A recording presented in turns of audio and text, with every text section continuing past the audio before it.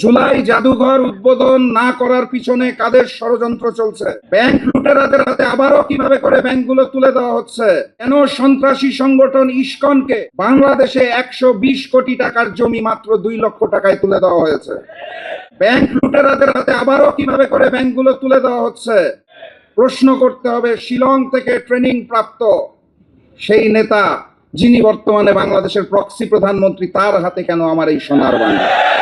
সংগ্রামী সাথী এবং বন্ধুগণ, আমরা আকাশে ওই ঘুড়িটাকে দেখতে পারি, ঘুড়ির সাথে যে সুতাটা থাকে তার কিছু অংশ দেখতে পারি, কিছু অংশ পারি না। সেই সুতার মধ্যে থাকে ডিপ স্টেট, সরকার, কমিশন, প্রশাসন, মিডিয়া।